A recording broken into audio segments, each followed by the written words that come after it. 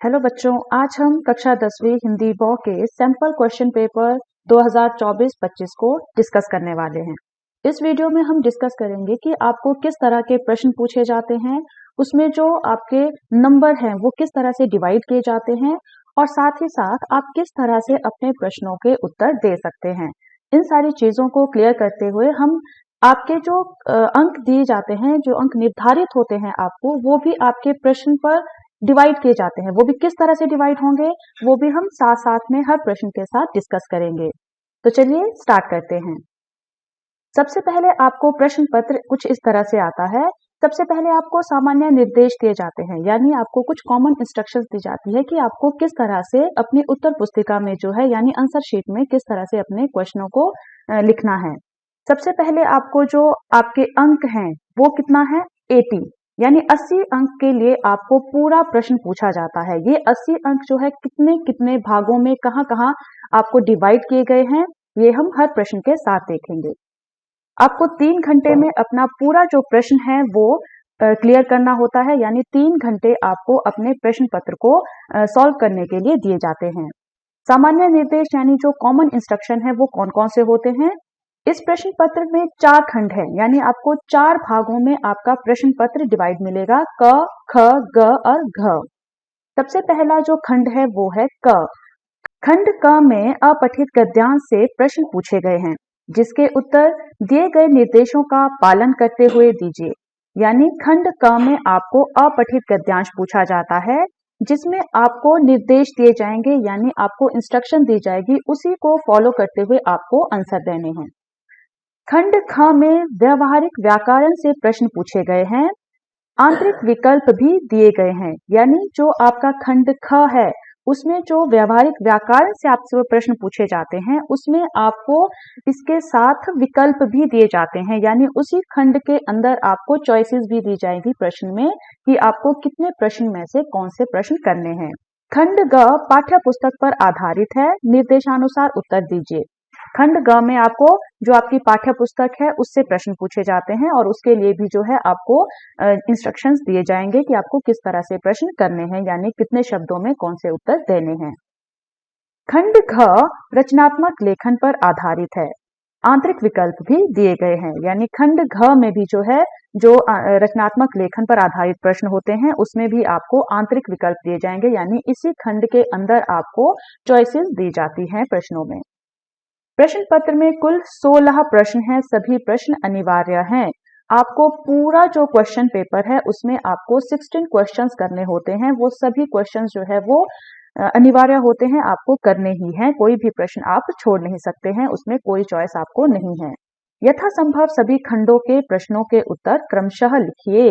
यानी आपको जो भी आप खंड चूज करते हैं, यानी अगर आपने खंड क पहले निर्धारित किया है कि मैं खंड क पहले जो है अपनी आंसर शीट में लिखने वाला हूं, तो आप उस खंड क में जितने भी प्रश्न दिए गए हैं उनको आप लाइन वाइज लिखेंगे। अगर आप मान लीजिए पहले चूज करते हैं कि मैं पहले खंड घ से शुरू करूंगा, तो खंड घ में रचनात्मक लेखन के जितने भी प्रश्न हैं वो आप पहले ही लिख लेंगे। आप कोई भी प्रश्न जो है बाद के लिए नहीं छोड़ सकते हैं, उसके अंक आपको नहीं दिए जाएंगे। आप सभी खंडों के प्रश्न जो है एक साथ करेंगे।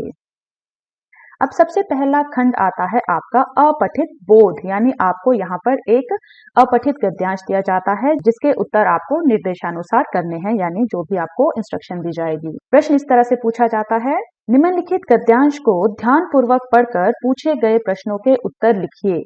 यहाँ पर ये जो है आपको अंक 7 यानी 7 अंकों के लिए पहला प्रश्न आपसे पूछा जाता है। अब ये 7 अंक किस तरह से डिवाइड होगा इस पूरे प्रश्न में, ये भी हम आगे देखेंगे जहां पर आपको इसके प्रश्न पूछे जाएंगे। पहले हम गद्यांश पढ़ लेते हैं। दुनिया में इस समय दिन दुनी रात चौगुनी गति से प्रगति हो रही है। कुछ समय पहले तक असंभव सी लगने वाली चीजें आज प्रौद्योगिकी की मदद से सफलता के परिणाम तक पहुंच रही है। एक समय संगणक के विकास ने प्रौद्योगिकी के क्षेत्र में क्रांतिकारी बदलाव किया था। अब कृत्रिम बौद्धिकता ने चिकित्सा से लेकर हथियारों के निर्माण तक हर क्षेत्र में कंप्यूटर और रोबोट के प्रयोग को नया आयाम दिया है। पारंपरिक कंप्यूटर की दुनिया में इस प्रगति के समानांतर एक और अनुसंधान चल रहा है जिसका नाम है क्वांटम कंप्यूटिंग। यानी अति सूक्ष्मता का विज्ञान। भारत ने भी अब इस क्षेत्र में गति लाने का काम कर दिया है। भौतिक शास्त्र के क्वांटम सिद्धांत पर काम करने वाली इस कंप्यूटरिंग में असीमित संभावनाएं देखी जा रही है। शोध के लिहाज से यह विषय किसी के लिए भी रुचि का विषय हो सकता है।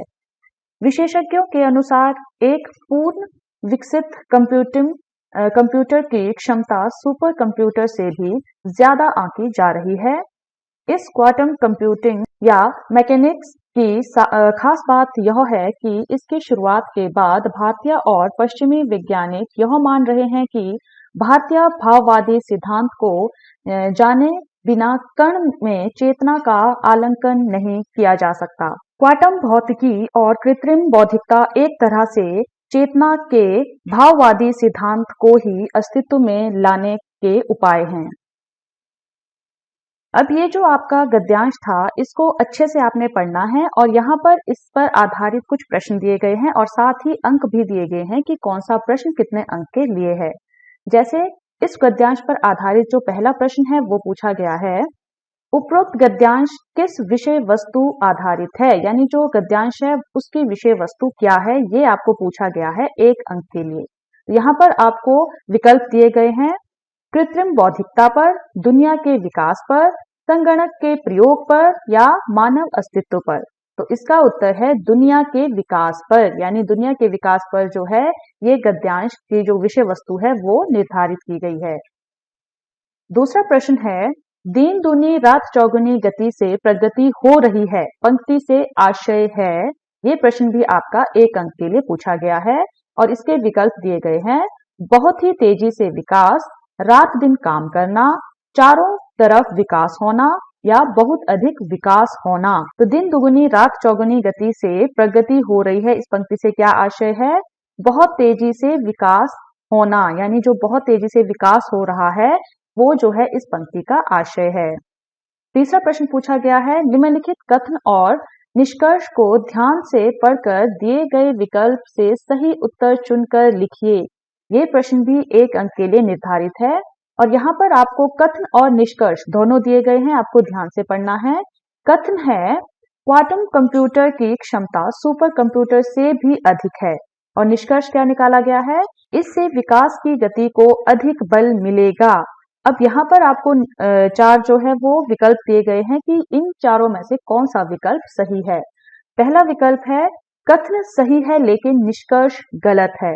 दूसरा है कथन और निष्कर्ष दोनों सही हैं। थर्ड है कथन गलत है और निष्कर्ष सही है। फोर्थ है कथन और निष्कर्ष दोनों गलत है। अब आपने कथन और निष्कर्ष दोनों ध्यान से पढ़े हैं तो इसका सही उत्तर क्या है, कथन और निष्कर्ष दोनों सही है। क्यों? क्योंकि जो क्वांटम कंप्यूटर है उसकी क्षमता क्या है, सुपर कंप्यूटर से अधिक होगी और इससे क्या होगा, विकास की गति में बल मिलेगा। ऑब्वियसली बात है मिलेगा, क्योंकि जब कंप्यूटर जो है वो अधिक अच्छे से काम करेगा तो विकास भी जो है वो और अच्छे से होगा, उसमें भी बल मिलेगा। चौथा क्वेश्चन पूछा गया है गद्यांश पर आधारित, जीवन को सरल बनाने में प्रौद्योगिकी की भूमिका को स्पष्ट कीजिए। अब ये प्रश्न जो है आपका 2 अंक के लिए पूछा गया है, तो आपने गद्यांश के आधार पर बताना है कि जो प्रौद्योगिकी है उसकी क्या भूमिका है जीवन को सरल बनाने के लिए। कठिन चीजें आसान हो गई है, यानी प्रौद्योगिकी की भूमिका क्या है जीवन को सरल बनाने में, ये है कि जो कठिन चीजें थी वो क्या होगी है, आसान हो गई है और सरलता से परिणाम तक पहुंचा जा रहा है। जहां पर पहले परिणाम तक पहुंचने के लिए बहुत ज्यादा परिश्रम करना पड़ता था, अब जो है सरलता से हम परिणाम तक पहुंच जाते हैं, हमें ज्यादा जो है परिश्रम नहीं करना पड़ता। 5वां प्रश्न है अति सूक्ष्मता का विज्ञान क्या है। ये प्रश्न जो है 2 अंकों के लिए निर्धारित किया गया है। तो जो अति सूक्ष्मता है उसका विज्ञान क्या है, ये भी आपने क्या है जो आपका गद्यांश है उसी के आधार पर बताना है। तो यहाँ पर कंप्यूटर का उन्नत रूप जो है वो अति सूक्ष्मता का विज्ञान है। दुनिया की प्रगति में किए जाने वाले अनुसंधान का परिणाम और सुपर कंप्यूटर से भी अधिक क्षमता और असीमित विकास की संभावनाएं जो है वो अति सूक्ष्मता का जो विज्ञान है वो है, यानी जो अति सूक्ष्मता का विज्ञान हम गद्यांश में बात कर रहे थे वो क्या है, वो सारी चीजें जो है आप यहाँ पर लिखेंगे। अब यहाँ पर आपने देखा कि आपके जो 7 अंक है अपठित गद्यांश के, वो किस तरह से आपके जो गद्यांश के नीचे प्रश्न पूछे गए हैं उसमें किस तरह से डिवाइड किए गए हैं। आपको उसी के आधार पर जो है अपने आंसर देने हैं।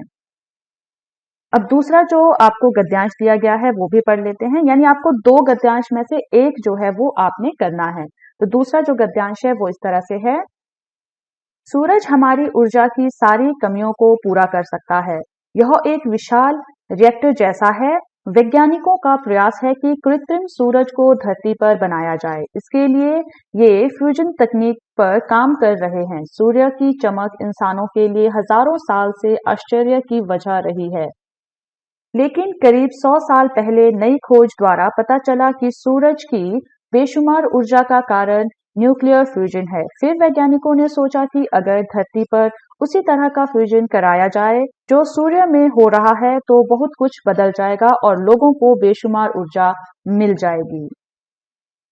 आज दुनिया के सबसे बड़े न्यूक्लियर फ्यूजन रिएक्टर में ईंधन परीक्षण को शुरू कर दिया गया है। वैज्ञानिकों की एक टीम फ्रांस में फ्यूजन रिएक्टर को ताकत देने के लिए हाइड्रोजन के एक अत्यंत दुर्लभ रूप की क्षमता का परीक्षण कर रहे हैं। अगर उनका यह परीक्षण सफल होता है तो इससे दुनिया को क्लीन एनर्जी का एक बहुत बड़ा जरिया मिल जाएगा। इससे न केवल जीवाश्म ईंधन पर निर्भरता घटेगी बल्कि पर्यावरण को भी लाभ होगा। न्यूक्लियर फ्यूजन लंबे समय तक वातावरण में मौजूद रहने वाले रेडियोधर्मी अपशिष्ट उत्पन्न नहीं करता। यह अक्षय ऊर्जा से भी अधिक विश्वसनीय ऊर्जा स्रोत है। नाभिकीय संलयन द्वारा उत्पन्न ऊर्जा मानव जाति की लंबी समय से चली आ रही खोजों में सबसे महत्वपूर्ण है, क्योंकि यह तुलनात्मक रूप से काफी स्वच्छ है, अर्थात यह कम कार्बन का उत्सर्जन करती है। साथ ही यह तकनीकी दक्षता के साथ 100% स्वच्छ भी है। अब इस गद्यांश पर आधारित जो प्रश्न है वो देख लीजिए। सबसे पहला प्रश्न वही है कि उपयुक्त गद्यांश की विषय वस्तु है। सबसे पहले आपको गद्यांश अच्छे से पढ़ना है ताकि आप विषय वस्तु समझ पाएं कि किस बारे में जो है ये गद्यांश लिखा गया है या बताया गया है। तो जो ये प्रश्न है वो 1 अंक के लिए पूछा गया है और इसके जो आपको विकल्प दिए गए हैं वो इस तरह से है, सौर ऊर्जा, स्वच्छ ऊर्जा, नाभिकीय ऊर्जा या रेडियोधर्मी ऊर्जा। तो जो ये आपका गद्यांश है वो आपका सौर ऊर्जा पर निर्धारित है, यानी उसकी विषय वस्तु है सौर ऊर्जा। दूसरा प्रश्न पूछा गया है, निम्नलिखित कथन ए तथा कारण आर को ध्यानपूर्वक पढ़िए। दिए गए विकल्पों में से कोई एक सही विकल्प चुनकर लिखिए। यहाँ पर आपको कथन ए और कारण आर दिया गया है, उसमें से आपको ध्यान से पढ़ना है कि कौन सा सही है कौन सा गलत है, या फिर जो आपको निर्देश दिए गए हैं उनको फॉलो करना है। ये प्रश्न भी आपका 1 अंक के लिए पूछा गया है। आपका कथन ए दिया गया है, न्यूक्लियर फ्यूजन सौर ऊर्जा से भी विश्वसनीय ऊर्जा स्रोत है, और कारण इसका दिया गया है, इससे दुनिया को स्वच्छ ऊर्जा प्राप्त होगी। अब यहाँ पर जो विकल्प दिए गए हैं वो पढ़ लीजिए। कथन ए सही है, कारण आर गलत है। दूसरा है, कथन ए तथा कारण आर दोनों गलत है। तीसरा है, कथन ए सही है और कारण आर उसकी सही व्याख्या है। और चौथा है, कथन ए गलत है परंतु कारण आर सही है। अब यहाँ पर इसका उत्तर है थर्ड, यानी कथन ए सही है और कारण आर उसकी सही व्याख्या है। क्यों? क्योंकि यहाँ पर जो आपने गद्यांश है उसमें आपने पढ़ा था कि न्यूक्लियर फ्यूजन सौर ऊर्जा से भी विश्वसनीय ऊर्जा स्रोत है, क्योंकि इससे क्या होगा, जो दुनिया को स्वच्छ ऊर्जा प्राप्त हो, क्योंकि उसमें क्या है, ज्यादा कोई कार्बन खर्च नहीं होगा, जिससे जो प्रदूषण है वो नहीं फैलेगा। तो ये क्या है, विश्वसनीय ऊर्जा स्रोत है। तो इसका जो सही उत्तर है वो क्या है, थर्ड, यानी कथन ए सही है और इसका जो कारण आर है वो इसकी सही व्याख्या है। अगला प्रश्न है, वैज्ञानिकों द्वारा कृत्रिम सूर्य को धरती पर बनाने के पीछे के कारण है। ये 1 अंक के लिए पूछा गया है और इसके विकल्प है, ऊर्जा की कमी दूर करने के लिए या पर्यावरण के लाभ के लिए, प्राकृतिक ऊर्जा संग्रह के लिए या फ्यूजन तकनीक को सिद्ध करने के लिए। तो इसका उत्तर है ऊर्जा की कमी दूर करने के लिए, यानी वैज्ञानिक क्यों चाहते हैं कि कृत्रिम सूरज बनाया जाए धरती पर, ताकि ऊर्जा की जो कमी है वो दूर हो सके। फोर्थ क्वेश्चन पूछा गया है, सूर्य को असीमित ऊर्जा का स्रोत क्यों माना जाता है? ये आपका 2 अंक के लिए प्रश्न पूछा गया है, तो आपको 2 अंक के हिसाब से जो है अपना उत्तर लिखना है। तो इसका उत्तर इस तरह से है कि जो सूर्य है वो क्या है, अक्षय ऊर्जा का स्रोत होने के कारण। अक्षय ऊर्जा क्या होती है, यानी जिसमें ऊर्जा कभी भी खत्म ना हो, इसलिए जो है सूर्य को क्या है, असीमित ऊर्जा का स्रोत माना जाता है। और ऊर्जा की कमी को पूरा करने की क्षमता होने के कारण, यानी जो सूर्य है उसमें क्या है, जो ऊर्जा है हमें जो चाहिए उसकी कमी को जो सूर्य है वो पूरा करता है, इसलिए जो है सूर्य असीमित ऊर्जा का स्रोत माना जाता है। 5वां प्रश्न पूछा गया है, नाभिकीय ऊर्जा जीवाश्म ईंधनों से किस प्रकार भिन्न है? ये प्रश्न भी जो है 2 अंक के लिए पूछा गया है, तो 2 अंक के अनुसार ही आपको उत्तर लिखना है।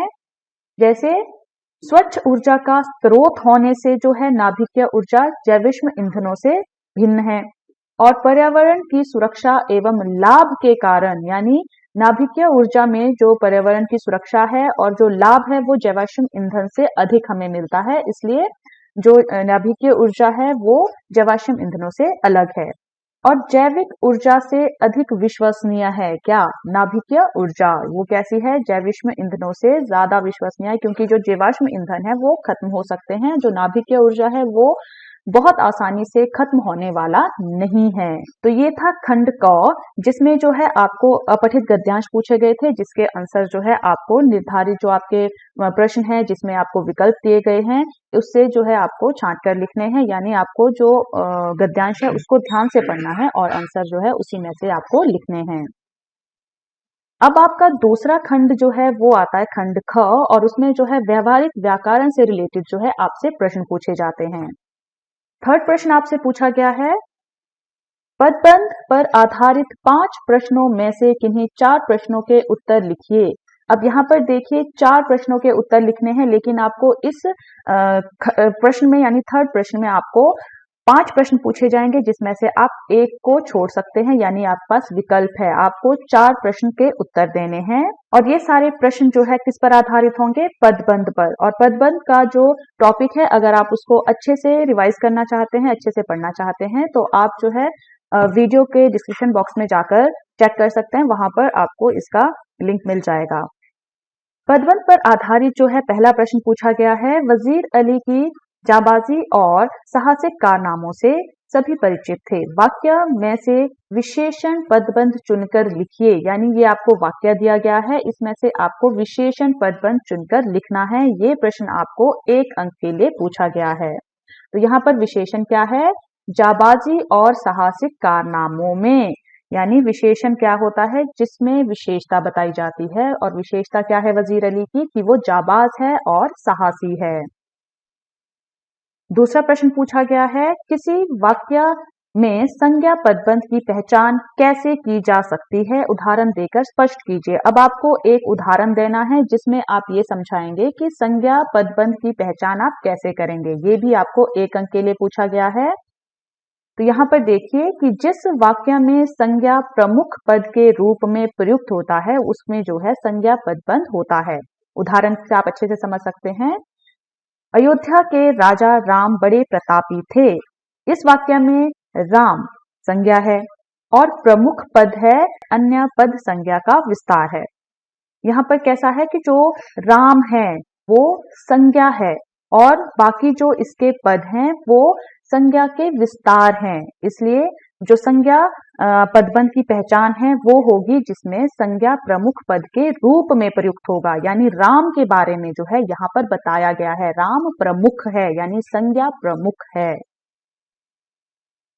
थर्ड जो प्रश्न है वो है, सबकी सहायता करने वाले आप आज उदास क्यों हैं? वाक्य में रेखांकित पदबंध का भेद लिखिए। रेखांकित पद कौन सा है, सबकी सहायता करने वाले आप। तो ये जो वाक्य है, जो रेखांकित पद है, वो किस पदबंध का भेद है ये आपने बताना है, और ये प्रश्न भी जो है 1 अंक के लिए पूछा गया है। ये है आपका सर्वनाम पदबंध। अगला प्रश्न है, मैं खेलते कूदते कक्षा पास कर लेता हूँ। वाक्य में पदबंध का भेद बताते हुए कारण भी स्पष्ट कीजिए। यहाँ भी आपको 1 अंक के लिए प्रश्न पूछा गया है और यहाँ इस वाक्य में आपको ये भी बताना है कि इसका भेद क्या है और कारण क्या है। तो इसका जो भेद है वो पदबंध है खेलते कूदते, और ये क्या है, क्रिया विशेषण पदबंध है। और कारण क्या है, ये पद जो है क्रिया की विशेषता बता रहा है, इसलिए ये क्या है, क्रिया विशेषण पदबंध। अगला है, क्रिया पदबंध का एक उदाहरण देकर वाक्य में प्रयोग कीजिए। ये भी 1 अंक के लिए पूछा गया है। यहाँ पर आपको क्या करना है, क्रिया पदबंध का एक उदाहरण देना है और वो उसका वाक्य में प्रयोग। तो क्रिया पदबंध क्या है, दौड़ता चला गया, और इसका उदाहरण क्या है कि आंदोलनकारी मॉन्यूमेंट की ओर दौड़ता चला गया। यहाँ पर क्या है, क्रिया पदबंध, क्रिया हमें बतानी है, क्रिया कौन सी है, दौड़ता चला गया। तो यहाँ पर उदाहरण क्या है कि इसका जो वाक्य में प्रयोग है वो आप कुछ भी कर सकते हैं। तो यहाँ पर आपने देखा कि आपको यहाँ पर 5 प्रश्न दिए गए थे, लेकिन आपको पहले ही निर्देश दिया गया था कि आपको यहाँ पर 4 प्रश्न करने हैं। तो इसी तरह से आपको 5 दिए जाएंगे, आपको कोई भी 4 करने हैं जो आप अच्छे से एक्सप्लेन कर सकते हैं, जिन पर आपको विश्वास है कि ये 4 मैं बिल्कुल सही करूंगा। अगला जो प्रश्न है इस खंड का वो है, रचना के आधार पर वाक्य रूपांतरण पर आधारित 5 प्रश्नों में से किन्हीं 4 प्रश्नों के उत्तर लिखिए। यहाँ पर भी आपको 5 प्रश्न दिए जाएंगे, जिसमें से आपको 4 प्रश्न करने हैं और प्रत्येक के लिए यहाँ पर भी एक एक प्रश्न निर्धारित है। और यहाँ पर क्या है, रचना के आधार पर वाक्य का रूपांतरण, इस विषय पर ही आपको प्रश्न पूछे जाएंगे। इस विषय को भी अगर आप अच्छे से पढ़ना चाहते हैं तो इस विषय का लिंक भी जो है आपको इस वीडियो के डिस्क्रिप्शन बॉक्स में मिल जाएगा, वहां पर जाकर आप अच्छे से पढ़ सकते हैं। तो इस प्रश्न पर आधारित पहला प्रश्न पूछा गया है, दादा को तार देने के सिवा तुम्हें और कुछ ना सूझेगा, वाक्य का भेद लिखिए। यानी जो ये वाक्य है वो कौन सा वाक्य है, ये जो है 1 अंक के लिए पूछा गया है। ये है आपका सरल वाक्य, यानी यहाँ पर बिल्कुल सरल तरीके से पूछा गया है कि दादा को तार देने के सिवा तुम्हें और कुछ नहीं सूझेगा। यहाँ पर कोई भी चीज जो है बीच में नहीं की गई है। यहाँ पर जो और शब्द का प्रयोग हुआ है ये आप संयुक्त वाक्य ना सोचें, क्योंकि ये आपका कुछ अलग तरीके से अर्थ बता रहा है। क्योंकि यहाँ पर जो बड़ा भाई है वो छोटे भाई को बता रहा है कि जब वो बीमार पड़ जाएंगे तो दादा को तार लिखने के सिवा उसे और कुछ भी नहीं सूझेगा। तो ये क्या है, सरल वाक्य है। भीड़ की अधिकता के कारण पुलिस जुलूस को नहीं रोक सकी, संयुक्त वाक्य में रूपांतरित कीजिए। ये आपका 1 अंक के लिए पूछा गया है। तो आपको ये जो आपको वाक्य दिया गया है कि भीड़ की अधिकता के कारण पुलिस जुलूस को रोक नहीं सकी, इसको आपने कन्वर्ट करना है संयुक्त वाक्य में। तो कैसे करेंगे, भीड़ की अधिकता थी इसलिए पुलिस जुलूस को नहीं रोक सकी। तो यहाँ पर आपने संयुक्त वाक्य बनाने के लिए क्या किया, यहाँ पर आपने कॉमा और इसलिए का प्रयोग किया, ताकि ये क्या हो गया, संयुक्त वाक्य हो गया। यानी यहाँ पर आपने ना तो इसका अर्थ बदला, सिर्फ आपने इसको सरल वाक्य से संयुक्त वाक्य में रूपांतरित कर दिया। अगला प्रश्न है, उदाहरण द्वारा सरल एवं मिश्र वाक्य में अंतर स्पष्ट कीजिए। ये आपको 1 अंक के लिए पूछा गया है। यहाँ पर आपने एक उदाहरण बताना है जिसमें आप सरल और मिश्र वाक्य में अंतर बताएंगे। तो सरल वाक्य कैसा है, सुभाष बाबू जोर से वंदे मातरम बोलते थे। ये कैसा है, बिल्कुल सरल वाक्य है। अब मिश्र वाक्य कैसा होता है, जब सुभाष बाबू जोर से वंदे मातरम बोलते थे तब लोगों में उत्साह भर जाता था। यहाँ पर कैसा है, मतलब जो सरल वाक्य है वो बिल्कुल एक वाक्य है जिसमें कोई भी दूसरा वाक्य नहीं है। लेकिन मिश्र वाक्य कैसे है, 2 वाक्यों को एक वाक्य में ही बता दिया गया है, उसको कहा जाता है मिश्र वाक्य, यानी जिसमें 2 वाक्य मिश्र रूप से बताए जाएं। अगला प्रश्न है, संयुक्त वाक्य में समुच्चय बोधक अव्यय की भूमिका स्पष्ट कीजिए। 1 अंक के लिए ये पूछा गया है। 2 स्वतंत्र वाक्यों को समुच्चय बोधक अव्यय द्वारा जोड़ने पर संयुक्त वाक्य बन जाता है। यानी संयुक्त वाक्य कब बनता है, जब आप किन्हीं 2 स्वतंत्र वाक्यों को जोड़ देते हैं, किससे, समुच्चय बोधक अव्ययों से। अगला है, गायन इतना प्रभावी था कि वह अपनी सुध बुध खोने लगा, वाक्य का भेद बताते हुए कारण स्पष्ट कीजिए। ये भी आपका 1 अंक के लिए पूछा गया है। तो यहाँ पर आपको इस वाक्य का भेद बताना है कि ये कौन सा वाक्य है और कारण भी बताना है। तो ये कैसा है, मिश्र वाक्य है। तो कारण क्या है इसका, कि वाक्य में प्रयुक्त होने से पहले आधार वाक्य पर दूसरा वाक्य आधारित है, संपूर्ण वाक्य से स्पष्ट होता है। यानी यहाँ पर जो ये वाक्य हैं वो दूसरे पर आधारित है, क्योंकि अगर आधा कहेंगे तो आपको पूरा वाक्य समझ में नहीं आएगा कि गायन बहुत प्रभावी था। तो उससे क्या हुआ, अब वह अपनी सुध-बुध खोने लगा। क्यों सुध-बुध खोने लगा? क्योंकि गायन प्रभावी था, इसलिए वह सुध-बुध खोने लगा। इसलिए जो सारा ये वाक्य है वो कैसा है? मिश्र वाक्य है। अब इस खंड का अगला प्रश्न किस पर आधारित है? समास पर आधारित। तो समास पर आधारित भी 5 प्रश्नों में से किन्हीं 4 प्रश्नों के उत्तर लिखने हैं, यानी यहाँ पर भी आपको विकल्प दिया जाएगा। और समास पर आधारित जो प्रश्न हैं उनको भी अच्छे से पढ़ने के लिए आप इस वीडियो के डिस्क्रिप्शन बॉक्स में जाकर चेकआउट कर सकते हैं, वहां पर आपको समास का लिंक मिल जाएगा। तो पहला प्रश्न समास पर आधारित है, सामासिक पद अन्य व्याकरणिक पदों से किस प्रकार भिन्न होता है? ये 1 अंक के लिए पूछा गया है। तो अन्य व्याकरणिक पदों के विग्रह करने पर विशेष अर्थ उत्पन्न नहीं होता है, जबकि सामासिक पद के विग्रह से विशेष अर्थ ध्वनित होता है। तो यहाँ पर क्या है, आपको सामासिक पद और अन्य जो व्याकरणिक पद हैं उनके आपको ज्ञान होना चाहिए कि उनमें क्या भिन्नता है, उनमें क्या डिफरेंस है। अगला प्रश्न है, तत्पुरुष समास से पूर्व पद और उत्तर पद की भूमिका स्पष्ट कीजिए। यानी जो तत्पुरुष समास है उसमें क्या होता है ये आपको पता होगा, तभी आप इस प्रश्न का उत्तर दे पाएंगे। ये आपको 1 अंक के लिए पूछा गया है। तो जो तत्पुरुष समास है उसमें उत्तर पद प्रमुख होता है और उत्तर पद से ही अर्थ का पता चलता है। तो उदाहरण क्या है? राजपुत्र, राजा का पुत्र, राजपुत्री, राजा की पुत्री। तो यहाँ पर उत्तर पद क्या है? पुत्र और पुत्री। तो यहाँ से पता चल रहा है कि ये राजा का पुत्र है या राजा की पुत्री है। यथाशक्ति अव्ययी भाव समास है। कैसे? ये आपने बताना है कि कैसे जो यथाशक्ति है वो अव्ययी भाव समास है। ये 1 अंक के लिए पूछा गया है। यथाशक्ति में प्रथम पद यथा है जो एक अव्ययी पद है। अव्ययी भाव समास में प्रथम पद अव्यय और प्रमुख होता है, यानी जहां पर प्रथम पद आपका अव्यय है, यही आपने सबसे पहले याद रखना है। जहां अव्यय पद जो है प्रथम पद आ गया है वो अव्ययी भाव समास होगा और वही जो है वो प्रमुख भी होगा। अगला है, त्रिलोकीनाथ समास पद का विग्रह करते हुए भेद लिखिए। 1 अंक के लिए पूछा गया है। त्रिलोकीनाथ होता है तीनों लोगों के नाथ हैं जो, अर्थात विष्णु। ये क्या है? बहुव्रीहि समास। अगला है, द्विगु समास की विशेषता बताते हुए एक उदाहरण दीजिए। 1 अंक के लिए पूछा गया है। द्विगु समास में प्रथम पद हमेशा संख्यावाची होता है और उदाहरण क्या है? त्रिकोण, चौराहा आदि। यानी जो द्विगु समास है उसमें क्या है? प्रथम पद हमेशा संख्यावाचक होगा। ये आपने ध्यान रखना है। अगला जो प्रश्न है इस खंड का वो है मुहावरों पर आधारित। तो मुहावरों पर आधारित आपको 5 प्रश्नों में से किन्हीं 4 प्रश्नों के उत्तर देने हैं। यहाँ पर भी आपको विकल्प दिया गया है कि 5 में से 4 करने हैं, 1 आप छोड़ सकते हैं। यहाँ पर भी 1-1 अंक जो है प्रत्येक प्रश्न के लिए निर्धारित है। पहला प्रश्न पूछा गया है, भारतीय प्रशासनिक सेवा में चयनित होने के लिए डैश करनी पड़ती है, उपयुक्त मुहावरे द्वारा रिक्त स्थान की पूर्ति कीजिए। 1 अंक के लिए पूछा गया है और यहाँ पर क्या आएगा मुहावरा? दिन रात एक करना पड़ता है। यहाँ पर आप अगर कोई दूसरा मुहावरा फिट बैठता है आप वो भी लिख सकते हैं, वो भी गलत नहीं होगा, पर अर्थ जो है वो सही बैठना चाहिए। अगला है, समुद्र किनारे शाम को तंतारा रोज वामिरों की डैश था, उपयुक्त मुहावरों द्वारा रिक्त स्थान की पूर्ति कीजिए। ये भी 1 अंक के लिए पूछा गया है। ये है बाट जोना, यानी रास्ता देखता था, प्रतीक्षा करता था। तो समुद्र किनारे शाम को तंतारा रोज वामिरों की बाट जोहता था। अगला है, शैलेंद्र का मुरझाया हुआ चेहरा देखकर राज कपूर ने मुस्कुराते हुए कहा, निकालो 1 रुपया पारिश्रमिक पूरा एडवांस।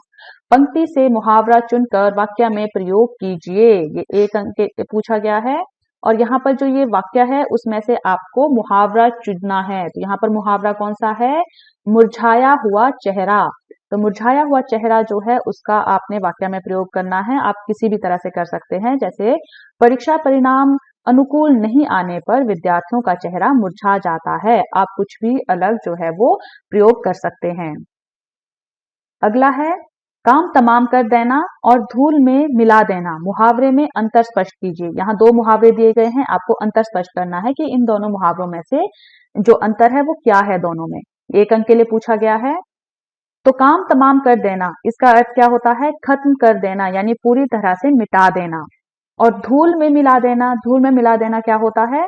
शान या इज्जत में दाग लगा देना, यानी किसी चीज में बेइज्जती करवा देना, ये होता है धूल में मिला देना। और काम तमाम कर देना होता है बिल्कुल खत्म कर देना या जान से मार देना। अगला है निराशा के बादल फटना, मुहावरे का वाक्य बनाइए। 1 अंक के लिए पूछा गया है ये भी। तो ये आप मुहावरा है जो निराशा के बादल फटना, इसका वाक्य कुछ भी बना सकते हैं। जैसे निराशा का बादल फटना, इसका अर्थ क्या होता है पहले आपको ये पता होना चाहिए। इसका अर्थ होता है दुख दूर हो जाना या दुख का समय बीत जाना। तो इसका वाक्य में प्रयोग इस तरह से है कि अधिक मेहनत करने के नाम पर जो निराशा छोटे भाई को होती थी, थोड़ी देर बाद स्वतः निराशा के बादल फटने लगते। यानी छोटा भाई क्या है, वो पहले तो डर जाता था कि इतनी मेहनत करनी पड़ेगी, वो निराश हो जाता था, लेकिन फिर जो है धीरे धीरे उसका जो निराशा है वो खुद ही जो है वो मिट जाती थी, क्योंकि वो जो है ज्यादा टेंशन लेने वाला नहीं था। या आप इसका जो है अलग से कोई भी वाक्य प्रयोग कर सकते हैं। अब बात आती है खंड ग की। खंड ग जो है वो पाठ्य पुस्तक पर आधारित है, यानी आपकी जो टेक्स्ट बुक है उससे जो है आपको प्रश्न पूछे जाते हैं। तो इस खंड में जो प्रश्न है वो इस तरह से है। निम्नलिखित गद्यांश को पढ़कर पूछे गए प्रश्नों के उत्तर सर्वाधिक उचित विकल्प से चुनकर लिखिए। यानी 5 जो प्रश्न है वो पूछे जाएंगे आपको, 5 अंक के लिए पूछा गया, यानी हर प्रश्न का 1-1 अंक जो है वो निर्धारित होगा। और आपको जो है गद्यांश दिया गया उसको आपने ध्यान से पढ़ना है। और जो आपको उसके बाद क्वेश्चन पूछे गए हैं उसमें भी आपको विकल्प दिए गए हैं, चॉइसेस दी गई है, उसमें से सही जो है आपको चुनकर लिखना है। तो गद्यांश इस तरह से है, ये आपके पाठ्य पुस्तक से ही पूछा जाता है, यानी ये पठित गद्यांश होता है। तो यहाँ पर गद्यांश दिया है। मदालसा भी पकड़ी गई थी, उससे मालूम हुआ कि उसको थाने में भी मारा गया था। सब मिलाकर 105 स्त्रियां पकड़ी गई थी। बाद में रात को 9 बजे सबको छोड़ दिया गया। कलकत्ता में आज तक इतनी स्त्रियां एक साथ गिरफ्तार नहीं की गई थी। करीब 8 बजे खादी भंडार आए तो कांग्रेस ऑफिस से फोन आया कि यहाँ बहुत आदमी चोट खाकर आए हैं और कई तो हालत संगीन है, उसके लिए गाड़ी चाहिए। जानकी देवी के साथ वहां गए, बहुत लोगों को चोट लगी हुई थी। डॉक्टर दासगुप्ता उनकी देखरेख तथा फोटो उतरवा रहे थे। उस समय तक 67 आदमी वहां आ चुके थे, बाद में तो 103 तक आ पहुंचे। तो इस गद्यांश पर आधारित पहला प्रश्न पूछा गया है, मदालसा को थाने में भी मारा गया था। इस कथन से अंग्रेजी शासन की किस मानसिकता का पता चलता है? 1 अंक के लिए पूछा गया है और इसके जो विकल्प हैं वो दिए गए हैं। स्त्रियों पर हिंसा, दमनकारी नीति, बदले की भावना, अंग्रेजों की क्रूरता। तो किस मानसिकता का पता चलता है? स्त्रियों पर हिंसा की जो मानसिकता है अंग्रेजों की, उसका पता चलता है। अगला प्रश्न पूछा गया है, सब मिलाकर 105 स्त्रियां पकड़ी गई थी। कथन से निष्कर्ष निकलता है कि 1 अंक के लिए पूछा गया है और इसके विकल्प हैं। आंदोलन में पुरुषों की संख्या कम थी, पुलिस स्त्रियों को अधिक गिरफ्तार कर रही थी, मॉन्यूमेंट पर स्त्रियां आगे की पंक्ति में थी, या आंदोलन में स्त्रियों ने बढ़ चढ़कर हिस्सा लिया था। तो जो सब मिलाकर 105 स्त्रियां पकड़ी गई थी, इस कथन से क्या निष्कर्ष निकलता है कि जो आंदोलन में स्त्रियां थी उन्होंने बढ़ चढ़कर जो है आंदोलन में हिस्सा लिया था, यानी 4th जो है वो आपका विकल्प सही है। अगला प्रश्न है, इस गद्यांश का सूत्रधार आप किसे मानते हैं? 1 अंक के लिए पूछा गया है। पूर्णोदास, मदालसा, सीताराम या जानकी देवी। यानी सूत्रधार कौन होता है? जो आपको बता रहा है ये सारी चीजें। तो कौन आपको बता रहा है? सीताराम। यहाँ बहुत आदमी चोट खाकर आए हैं और कई की हालत संगीन है। पंक्ति में संगीन का अर्थ है, यानी जो संगीन शब्द है उसका क्या अर्थ है इस पंक्ति के आधार पर। 1 अंक के लिए पूछा गया है और 4 विकल्प हैं, गंभीर, घायल, मूर्छित या नाजुक। तो संगीन का जो अर्थ है वो है गंभीर। अगला प्रश्न है, निम्नलिखित कथन ए और कारण आर को ध्यान से पढ़िए और सर्वाधिक उचित विकल्प को चुनकर लिखिए। ये 1 अंक के लिए पूछा गया है। कथन ए दिया गया है, डॉक्टर दास गुप्ता उनकी देखरेख तथा फोटो उतरवा रहे थे। कारण क्या था? वो आंदोलन के बारे में साक्ष्य एकत्रित कर रहे थे। अब इसके जो विकल्प हैं वो दिए गए हैं कि कथन ए और कारण आर दोनों गलत है, कथन ए तथा कारण आर दोनों सही है, कथन ए गलत है तथा कारण आर सही है, और कथन ए सही है लेकिन कारण आर उसकी गलत व्याख्या करता है। ये क्या है? इसका सही उत्तर है कथन ए और कारण आर दोनों सही है। क्यों? क्योंकि डॉक्टर दास गुप्ता जो है वो सबकी देखरेख कर रहे थे जो चोट खाकर आए थे, और उनकी फोटो भी उतरवा रहे थे, क्योंकि वो जो है आंदोलन के बारे में सभी साक्ष्यों को एकत्रित कर रहे थे। इस खंड का अगला प्रश्न पूछा गया है, गद्य खंड पर आधारित निम्नलिखित प्रश्नों में से किन्हीं 3 प्रश्नों के उत्तर लगभग 25-30 शब्दों में लिखिए। अब यहाँ पर देखिए निर्देश आपको दिए गए हैं, यानी जो आपकी पाठ्य पुस्तक है उसके आधार पर आपको प्रश्न पूछे जाएंगे। 3 प्रश्न होंगे जिनमें से आपको 2 प्रश्न करने हैं, और उनमें आपको शब्द की सीमा भी दी गई है कि आपको 25 से 30 शब्दों के अंतर्गत ही आपको सारे उत्तर देने हैं। तो पहला प्रश्न जो है वो आपसे पूछा गया है, मेरे देखते तुम बेराह ना चलने पाओगे पंक्ति से बड़े भाई के कर्तव्य और अधिकार का पता कैसे चलता है। अब आपको यहाँ पर एक पंक्ति दी है कि मेरे देखते तुम बेराह ना चलने पाओगे। अब इस पंक्ति के आधार पर आपको बताना है कि जो बड़ा भाई है उनका क्या कर्तव्य है और क्या अधिकार है, आपको कैसे पता चलता है। ये 2 अंक के लिए पूछा गया है, और आपने ध्यान रखना है कि 25 से 30 शब्दों में ही आपको इसे कंक्लूड करना है। यहाँ पर हम आपको थोड़ी सी हिंट दे देते हैं कि आपको कौन कौन से जो पॉइंट है वो आप इसमें कवर कर सकते हैं। जैसे छोटे भाई पर ध्यान रखना बड़े का कर्तव्य है। ये क्या है? कर्तव्य यहाँ से दिखता है कि अगर छोटा भाई जो है वो गलत राह पर चलता है तो उसको इस बात का ध्यान रखना बड़े भाई का कर्तव्य बनता है कि वो ये ध्यान रखे कि मेरा छोटा भाई कहीं गलत रास्ते पर ना जाए। और बड़े भाई का अधिकार क्या है कि उसे अनुचित कार्य करने पर डांटने का अधिकार है, कि अगर छोटा भाई जो है वो गलत रास्ते पर चला जाता है तो ये बड़े भाई का अधिकार है कि वो अपने छोटे भाई को डांट भी सकता है। आप ये दोनों पॉइंट जो है वो 25 से 30 शब्दों में कवर कर सकते हैं। अगला प्रश्न है, जीवन में पहली बार मैं इस तरह विचलित हुआ हूं, तंतारा ने ऐसा क्यों कहा होगा। अब ये भी 2 अंकों के लिए पूछा गया है, और आपको ये 25 से 30 शब्दों में लिखना है कि तंतारा ने ऐसा क्यों कहा कि जीवन में पहली बार मैं जो हूं वो विचलित हुआ हूं। तो हम हिंट दे देते हैं जो आप कवर कर सकते हैं कि द्वीप पर तंतारा एक नेक और लोकप्रिय युवक था, लेकिन पहली बार वामीरो को देखकर वो विचलित महसूस कर रहा था, और वामीरो के प्रति कोमल भावनाओं को महसूस करने से असंयत हो रहा था। ये सारे जो पॉइंट है वो आप इस प्रश्न में कवर कर सकते हैं कि इस सारे पॉइंटों के कारण जो है वो विचलित हो रहा होगा, क्योंकि पहले तो वो कभी विचलित नहीं हुआ, वो नेक इंसान था, लोकप्रिय भी था, विचलित होने का कोई सवाल ही पैदा नहीं होता, लेकिन वामीरो को देखकर जो है वो विचलित महसूस कर रहा था। ये सारी चीजें आप 25 से 30 शब्दों में कंक्लूड करेंगे। अगला प्रश्न है, शैलेंद्र ने राज कपूर की भावनाओं को शब्द दिए हैं, कैसे। 2 अंक के लिए पूछा गया है।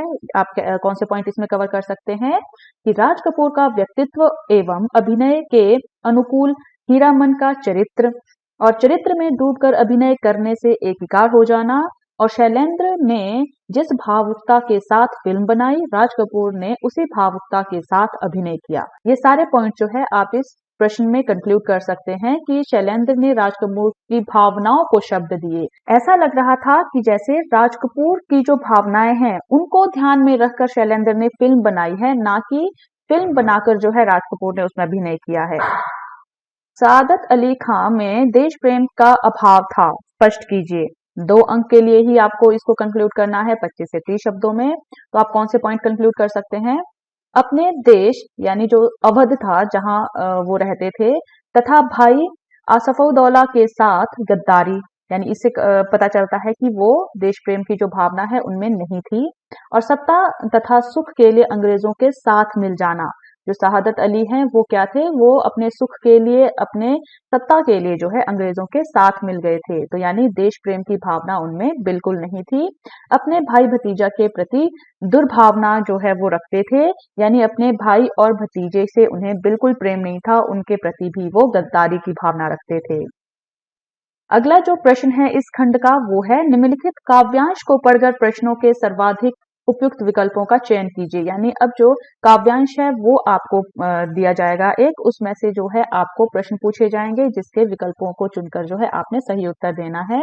ये आपको 5 अंक के लिए पूछा जाता है और प्रत्येक जो प्रश्न है वो 1-1 अंक के लिए पूछा जाएगा, यानी इसमें आपको 5 प्रश्न पूछे जाएंगे। तो यहाँ पर जो काव्यांश है वो आपको इस तरह से दिया है। चलो अभिष्ट मार्ग में सहर्ष खेलते हुए, विपत्ति विघ्न जो पड़े उन्हें धकेलते हुए, घटे न हेल मेल हाँ बड़े न भिन्नता कभी, अतर्क एक पंथ के सतर्क पंथ हो सभी, तभी समर्थ भाव है कि तारता हुआ तरे, वही मनुष्य है कि जो मनुष्य के लिए मरे। अब इस पर आधारित आपको प्रश्न पूछे गए हैं। पहला प्रश्न है, जीवन में निर्धारित लक्ष्य कैसे प्राप्त किया जा सकता है? 1 अंक के लिए पूछा गया है। संपर्क बढ़ाने से, साधन जुटाने से, सतत प्रयत्नशील रहने से, लक्ष्य का ध्यान करने से। अब यहाँ पर जो उत्तर है वो है सतत प्रयत्नशील रहने से, यानी हमेशा प्रयत्नशील रहेंगे तभी जो है आप अपने लक्ष्य को प्राप्त कर सकते हैं। अगला प्रश्न है, कवि को किस बात का डर है? 1 अंक के लिए पूछा गया है। दूरियां बढ़ने की, प्रेम कम होने की, सहयोग की कमी या एकता की भावना का। तो कवि को जो है दूरियां बढ़ने का जो है वो डर है।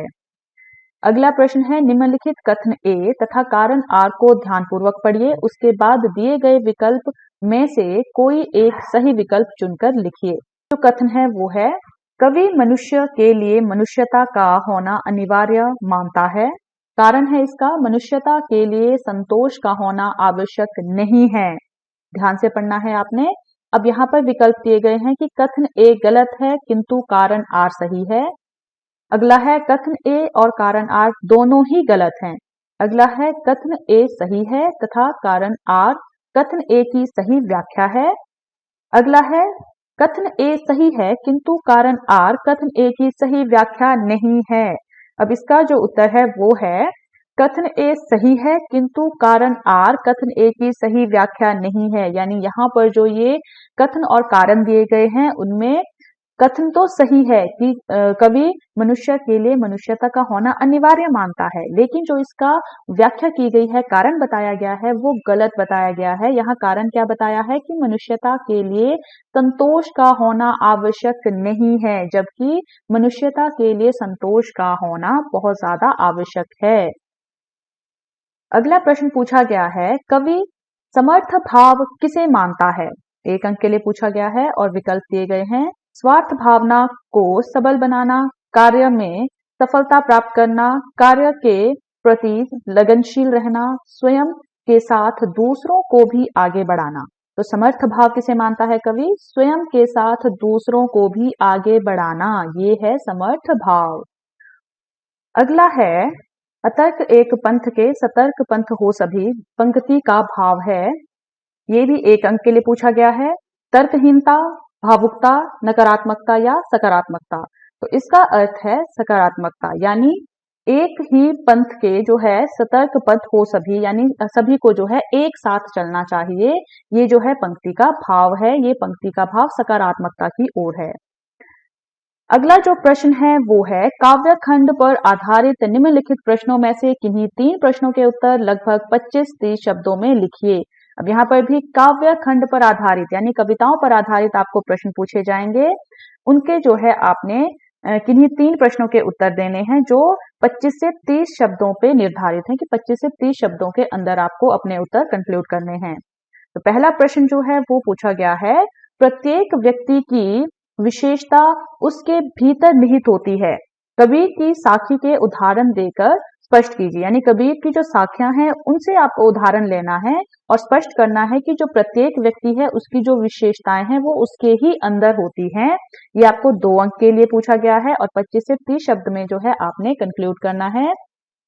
तो यहाँ पर जो है, जो कस्तूरी कुंडली और दुनिया देखी नहीं, जो ये वाली साखी है उससे जो है ये निर्धारित हो जाता है, स्पष्ट हो जाता है कि जिस तरह कस्तूरी जो मृग है उसकी नाभि में कस्तूरी होती है, लेकिन मृग को पता ही नहीं होता और वो वन में उसे खोजता रहता है, ठीक वैसे ही जो मनुष्य है उसके भीतर उसकी विशेषता होती है, वो उसे नहीं देख पाता और बाहर खोजता रहता है। ये जो है आप अपने तरीके से जो है लिख सकते हैं। अगला प्रश्न है, जीवन में सुख दुख धूप और बादल की तरह होते हैं। ये भी 2 अंक के लिए पूछा गया है और इसका उत्तर आप कैसे दे सकते हैं कि सुख पर दुख की छाया हमेशा होती है और दुख रूपी बादल सुख रूपी धूप को कभी भी घेर सकता है। यानी सुख और दुख, ऐसा नहीं है कि आपके जीवन में केवल दुख ही रहेगा या आपके जीवन में केवल सुख ही रहेगा। जो दुख रूपी बादल है वो कभी भी आपके सुख रूपी धूप पर छा सकता है। हमेशा जो है सुख पर दुख की छाया बनी रहती है, यानी हमेशा जो सुख है वो परमानेंट नहीं होता। अगला प्रश्न है, पर्वत प्रदेश में पावर्स कविता से कोई एक उदाहरण देकर सिद्ध कीजिए। यानी आप कोई भी उदाहरण दे सकते हैं जो आपको लर्न हो। ये 2 अंक के लिए पूछा गया है। जैसे यहाँ पर उदाहरण दिया है, उड़ गया अचानक लो भूधर, फरका अपार वारिद के पर। आप कोई भी और दूसरा उदाहरण दे सकते हैं जो आपको लर्न हो। अगला है, तोप जैसे लोगों का परिणाम भी तोप जैसा ही होता है, विचार व्यक्त कीजिए। अब पहले तो आप जो ये क्वेश्चन पूछे जाते हैं उनको पहले अच्छे से समझना है, ताकि आप कम शब्दों में, क्योंकि आपको शब्द बहुत कम दिए गए हैं, 25 से 30 शब्द हैं, तो 25 से 30 शब्द में आप उसको कंक्लूड अच्छे से कर सके, इसलिए आप प्रश्नों को पहले अच्छे से समझ लें कि तोप जैसे लोगों का परिणाम भी तोप जैसा ही होता है। इस विचार को व्यक्त करना है। 2 अंक के लिए आपको पूछा गया है, तो आप कैसे कंक्लूड कर सकते हैं? कुछ पॉइंट्स जो है वो देखिए कि अत्याचारी का अत्याचार हमेशा नहीं रहता। तोप कैसी है? अत्याचारी है, क्योंकि उसने जो है बहुत सारे जो क्रांतिकारी हैं उनके चिथड़े उड़ाए थे, उन्हें उनके आगे रखकर जो है उड़ा दिया गया था। लेकिन बाद में जो है तोप कैसी हो गई थी, वो जो है गार्डन में पड़ी हुई थी, यानी वो जो है अब ज्यादा अत्याचार नहीं कर सकती थी, उसका अब प्रयोग नहीं रह गया था, अब उसके सामने जो है किसी को उड़ाया नहीं जाता था। दूसरा पॉइंट आप लिख सकते हैं कि एक दिन कमजोर और बेबस हो जाता है, यानी जो अपने आप को बहुत ज्यादा ताकतवर समझता है वो एक ना एक दिन कमजोर और बेबस जरूर हो जाता है।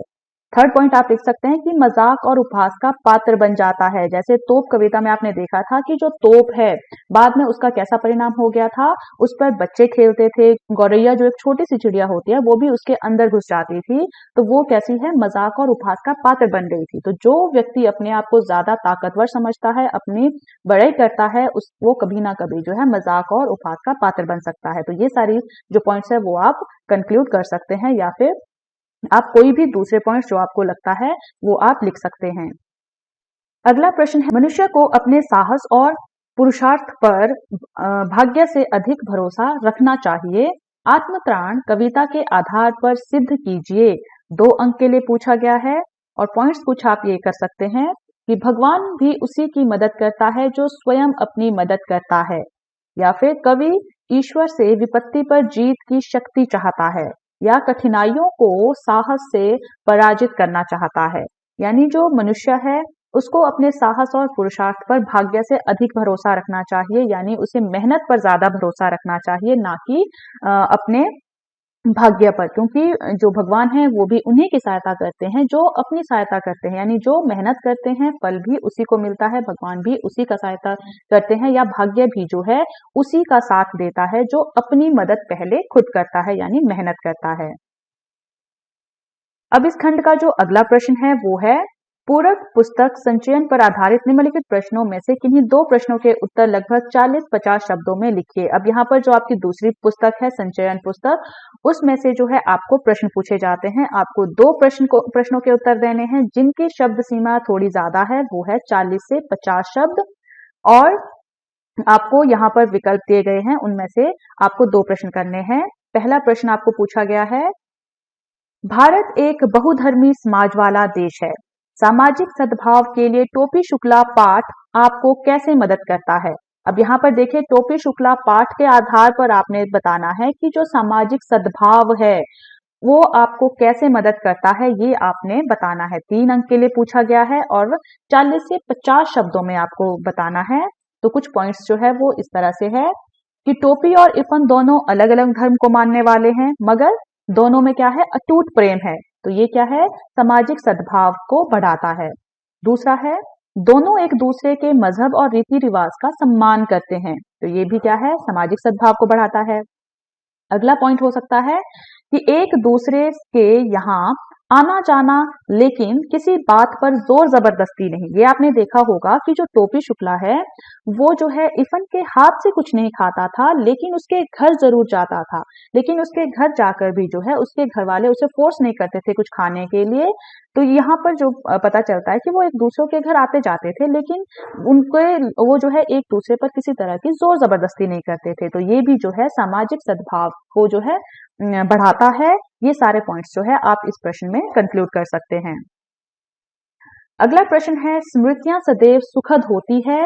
सपनों के से दिन पाठ में लेखक ने अपनी स्मृतियों को साझा किया है। आप भी इस प्रकार की कोई स्मृति साझा कर बताइए कि वह आपको क्यों अच्छी लगती है। 3 अंकों के लिए पूछा गया है, लेकिन इस प्रश्न के उत्तर जो है आप मुक्त रूप से दे सकते हैं, यानी आप खुद से लिखेंगे, क्योंकि आपसे पूछा गया है कि आपकी कोई ऐसी याद जो आप बताना चाहते हैं, जो आपको बहुत अच्छी लगती है, कि जो यादें हैं वो हमेशा अच्छी होती हैं, सुखद होती हैं। यानी अपनी कोई अच्छी याद आप यहाँ पर लिख सकते हैं, लेकिन आपको जो है वैलिड पॉइंट्स लिखने हैं ताकि आप 40 से 50 शब्दों में कवर कर सको।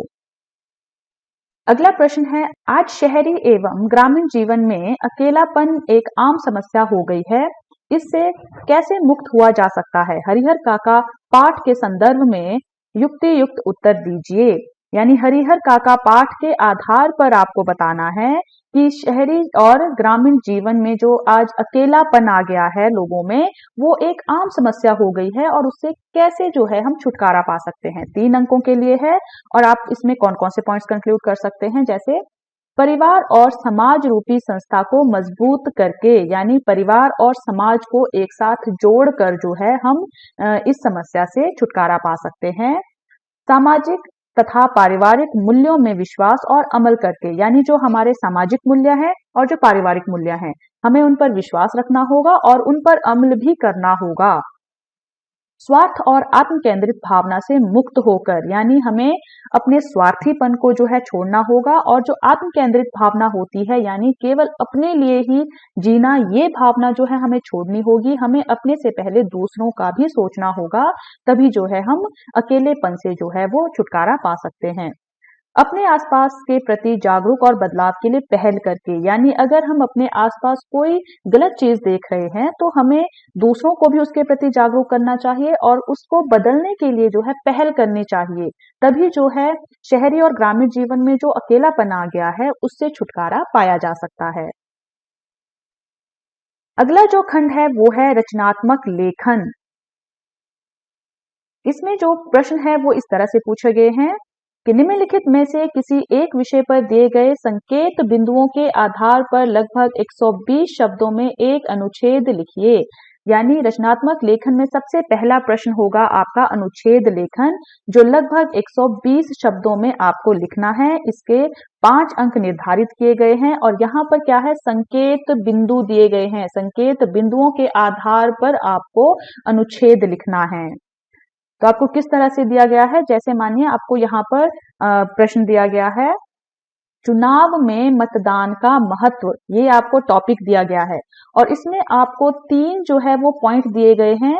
चुनाव क्या है, चुनाव की आवश्यकता और मतदान का महत्व। अब यहाँ पर जो आपको ये संकेत बिंदु दिए गए हैं, आपको इनके आधार पर ही अनुच्छेद लिखना है। यानी ये 3 जो पॉइंट हैं वो आपको एक्सप्लेन करने हैं अपने इस अनुच्छेद में। और यहाँ पर जो आपके नंबर है, यानी 5 जो अंक है वो किस तरह से डिवाइड होते हैं। पहला जो अंक है वो आपका भूमिका के लिए दिया जाता है, फिर 3 अंक जो है आपकी विषय वस्तु के लिए होता है, यानी जो आप एक्सप्लेन कर रहे हैं चीजों को, और 1 अंक आपका भाषा पर भी होता है, यानी आपकी भाषा कितनी आकर्षक है, कितनी स्वच्छ है, कितनी साफ है, ये भी जो है देखा जाता है। इसका भी आपको 1 अंक दिया जाता है। अगर आपने सब कुछ अच्छा लिखा है लेकिन आपकी जो भाषा है वो बिल्कुल सरल है तो हो सकता है आपका एक अंक जो है वो कट जाए, इसलिए आपको भाषा का भी ध्यान रखना है। और जो विषय वस्तु है वहां पर आपको अपने जो ये पॉइंट्स दिए हैं, जो चुनाव क्या है, चुनाव की आवश्यकता क्या है, मतदान का महत्व क्या है, आपको हेडिंग नहीं डालनी है, लेकिन आपको ये सारी चीजें जो है वो एक्सप्लेन करनी है। इसी तरह से जैसे दूसरा आपको टॉपिक दिया है स्वच्छता में आम आदमी की भूमिका।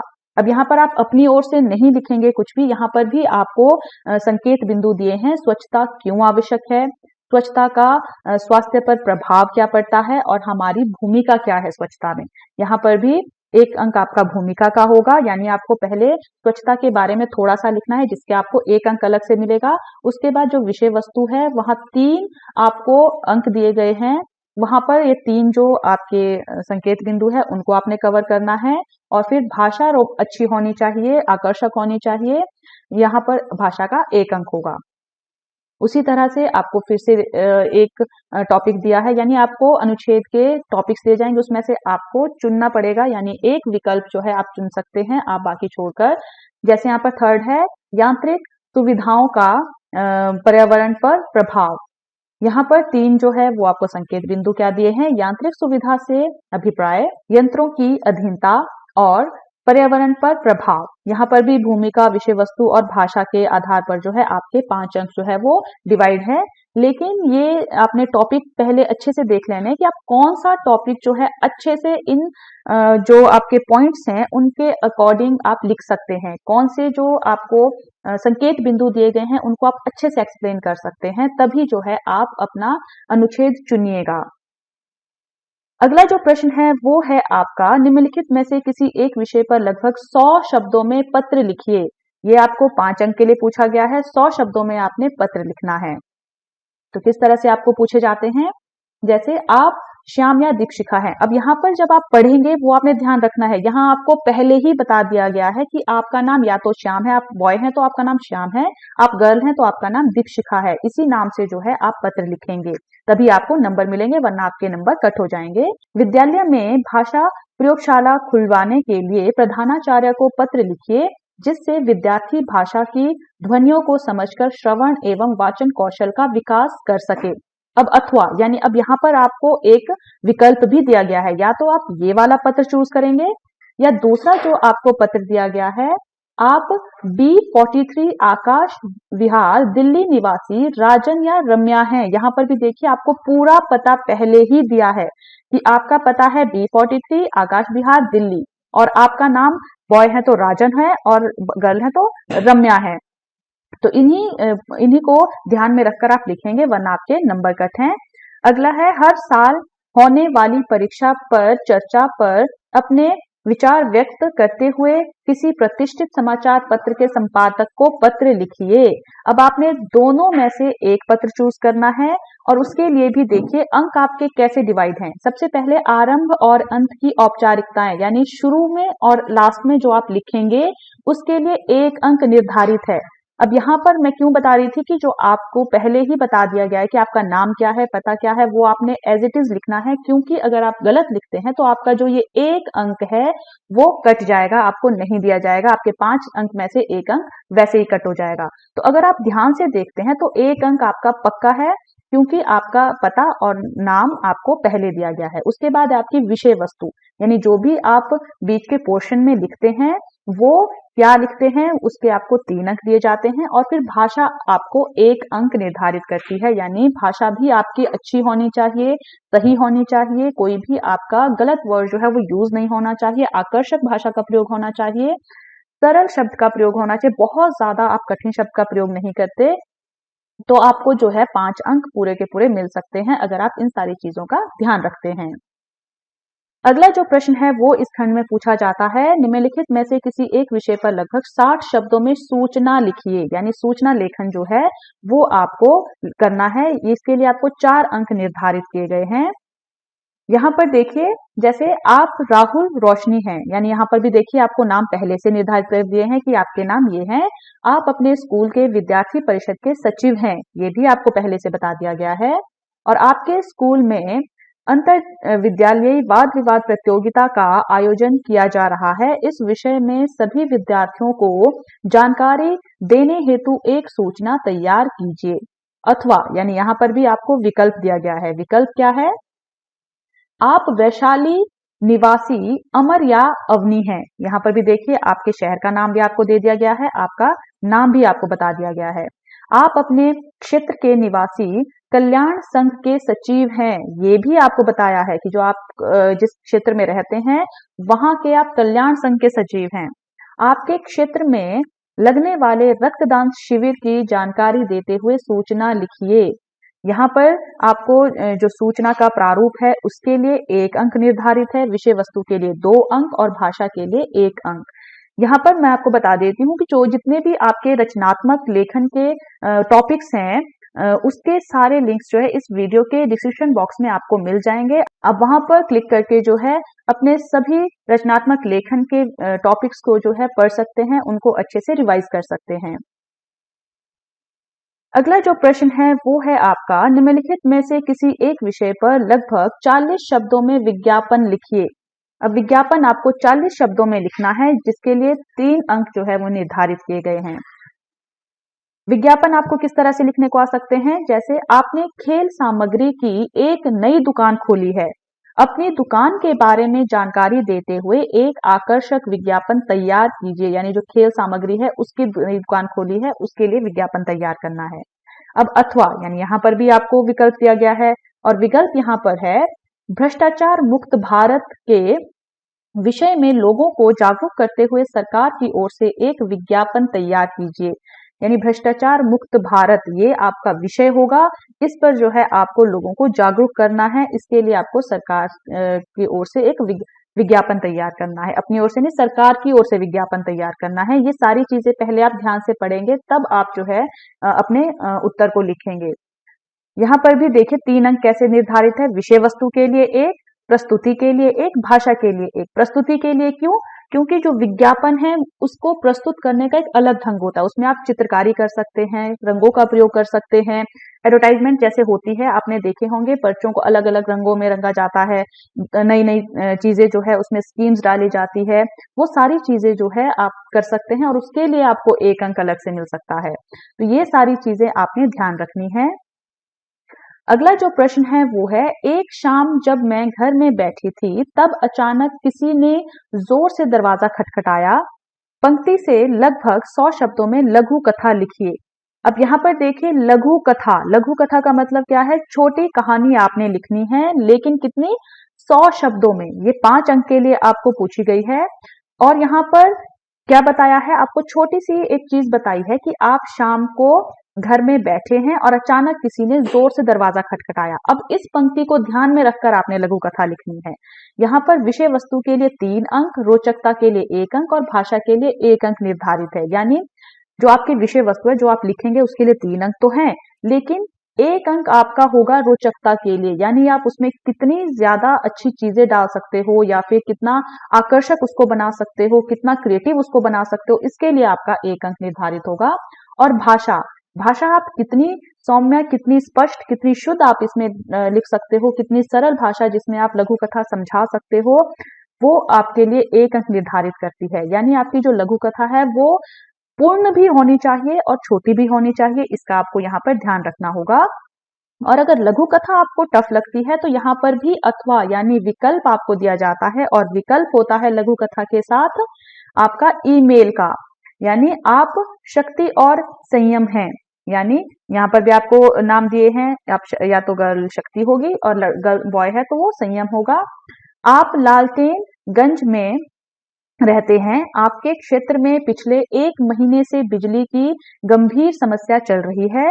इसकी जानकारी देते हुए बिजली विभाग के वरिष्ठ अधिकारी को लगभग 80 शब्दों में ईमेल लिखिए।